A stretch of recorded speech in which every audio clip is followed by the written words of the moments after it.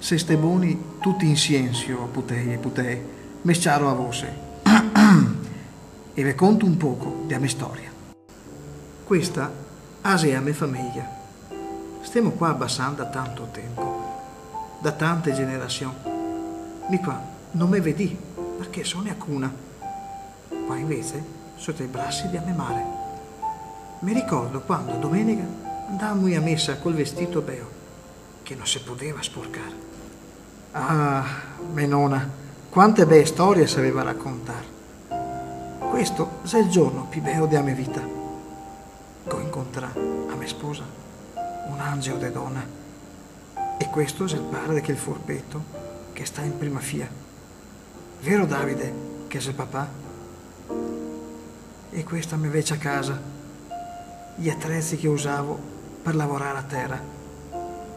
Mica semeno, che do da mangiare a oche e arne. Qua facevo il fio a false copria. A volte abbattevo col martello per indrizzarla. Che fatiche, putei, altro che i giorni, no, altri veci sentivo ancora l'odore del fen che mi gonfia il petto, solo a rivedere le foto. E a mia sposa, quanto brava seria a lavare, no che aveva mia lavatrice d'onco. Sto qua, è mio fratello, Tony Forner. Questo è il Beppi, conosciuto da tutti, come Beppi e il Kaeger. E Piero, che bravo barbiero. Ah, putei, quanto mi piaceva moldere a vacca. Ah, mi viene da criare. E foto di quanto iniziai a scuola. Quella, asia mia vecchia maestra, mia buona come a vostra, non si poteva neanche fare un fiato.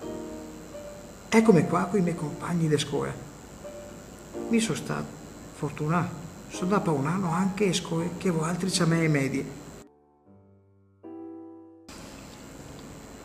Putei, e il tempo passa in pressa, soprattutto e solo a tutti.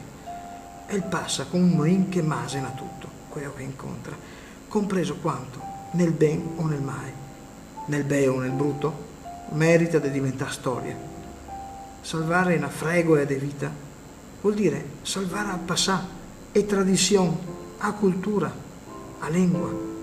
E questo è sempre più necessario per non perdersi un futuro con sempre manco raise piantante a memoria.